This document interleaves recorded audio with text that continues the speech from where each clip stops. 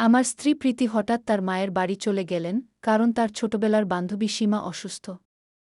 বাড়ির সব কাজের ভার যাতে খুব একটা অসুবিধায় না পড়ে, তাই সে তার ছোট বোন মিতুকে কয়েকদিনের জন্য আমাদের সঙ্গে থাকার জন্য পাঠিয়ে দিয়েছে। মিতুর স্বভাব ছিল খুবই সরল এবং সৎ। সে পড়াশোনা শেষ করে এখন চাকরির খোঁজ করছে, তাই আমাদের সঙ্গে থাকা তার জন্য একটি সুযোগ হতে পারে। নমস্কার বন্ধুদের, আজকের এই গল্পে আপনাদের স্বাগতম।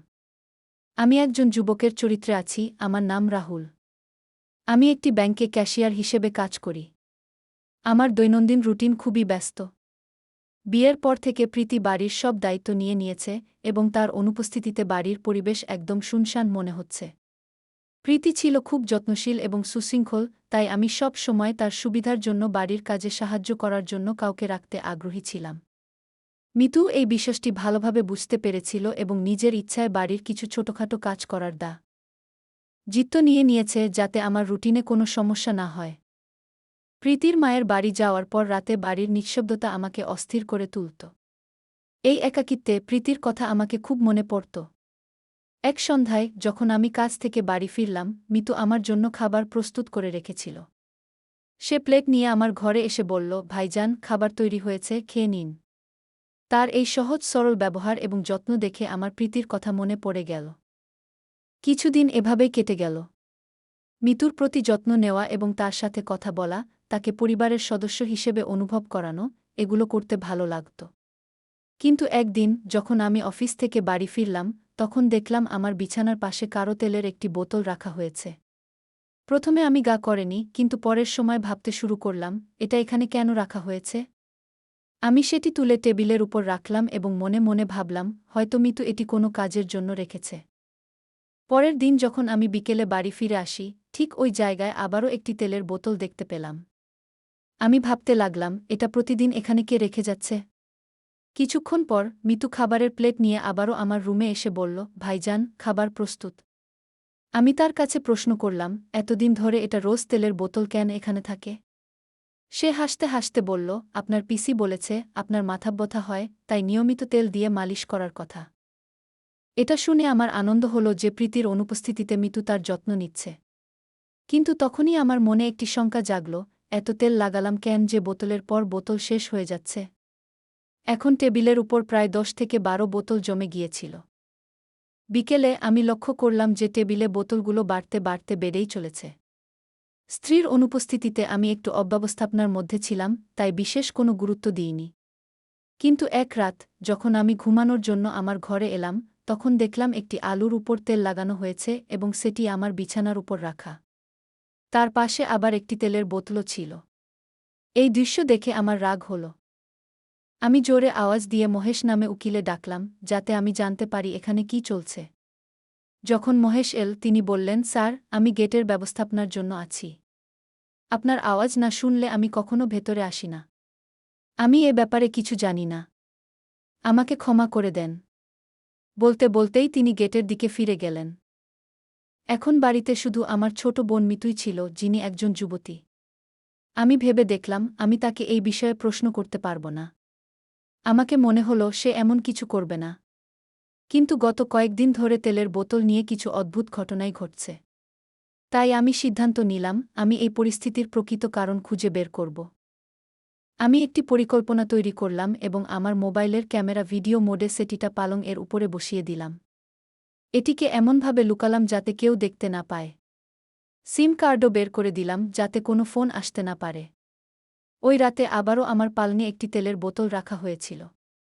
আমি স্বাভাবিকভাবে খাবার খেয়ে রেকর্ডিং দেখার জন্য প্রস্তুত হলাম। ভিডিওতে দেখা গেল একজন মহিলা তার মুখ ঢাকা অবস্থায় পালঙের উপর তেলের বোতল রাখছে। কিন্তু তার মুখ দেখা যাচ্ছিল না। আমি ভাবতে লাগলাম, বাড়িতে তো শুধু আমার ছোট বোনই আছে, তাহলে সে কি এমন কিছু করতে পারে। আমার অন্য মন বলল, না, সে তো এমন অদ্ভুত কাজ করবে না। তার ব্যবহার সব সময় সৎ এবং সংযমী ছিল। কয়েকদিন ধরে আমি ক্যামেরা চালু রেখে বাইরে যেতে থাকলাম। কিন্তু প্রতিবার ওই মহিলাটি মুখ ঢাকা অবস্থায় তেলের বোতল রেখে যেত। কখনো কখনো সে গাজরের উপরও কিছু তেল লাগিয়ে রাখত।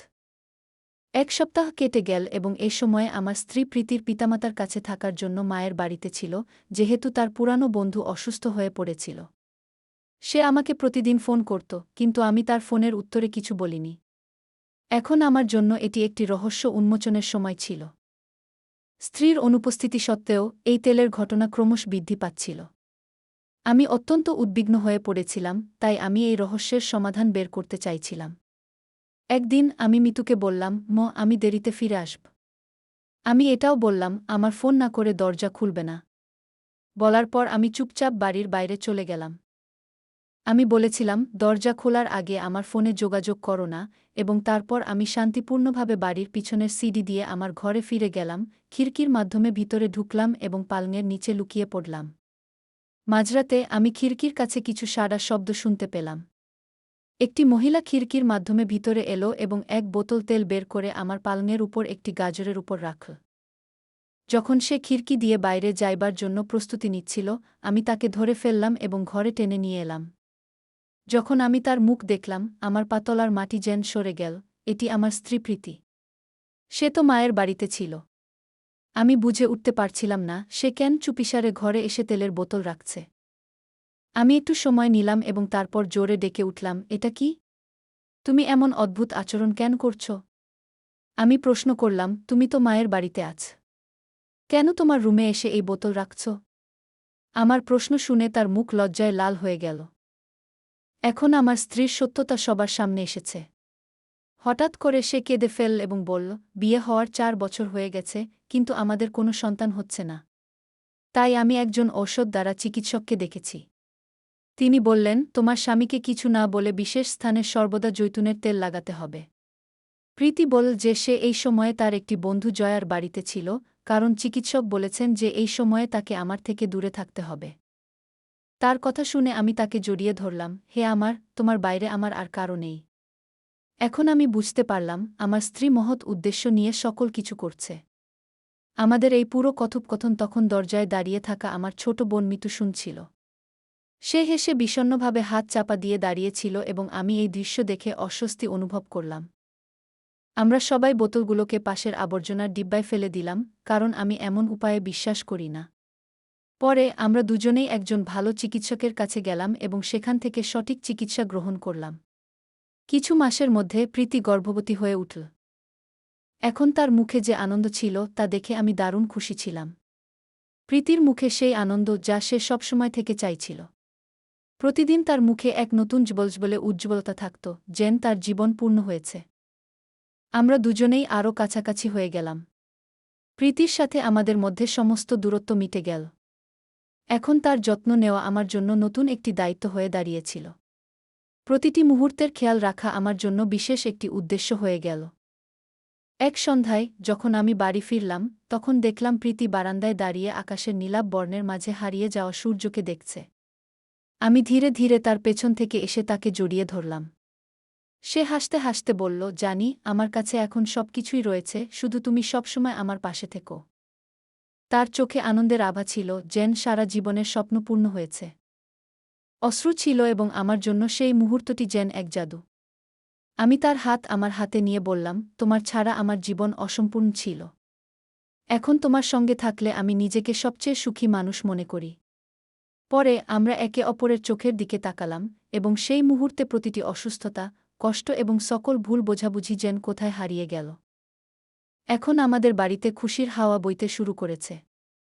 কিছু সময় পর আমাদের পরিবারে একটি নতুন অতিথি এসেছে, যে আমাদের জীবনকে আরও রঙিন করে দিয়েছে। আমরা দুজনেই সেই ছোট্ট হাতটিকে ধরে এক নতুন যাত্রায় অগ্রসর হচ্ছি, আমাদের প্রেমের কাহিনীতে একটি নতুন অধ্যায় শুরু করছি। এখন আমাদের জীবনে প্রেম, হাসি এবং খুশির সেই স্বপ্ন সত্যি হয়েছে যে স্বপ্নটি আমরা একসঙ্গে দেখেছিলাম। তো বন্ধুরা, এটি ছিল আমাদের আজকের দীর্ঘ কাহিনী। আপনাদের এই কাহিনী কেমন লাগল কমেন্ট করে জানাবেন। যদি এই গল্পটি আপনার ভালো লেগে থাকে, তাহলে এটি লাইক করতে এবং আপনার বন্ধুদের সঙ্গে শেয়ার করতে ভুলবেন না। এছাড়াও যদি আরও আকর্ষণীয় কাহিনীর সন্ধান করেন, তাহলে আমাদের চ্যানেলটি সাবস্ক্রাইব করুন এবং বেল আইকনটি চাপতে ভুলবেন না, আপনি আমাদের কোনো গল্প মিস না করেন। ধন্যবাদ।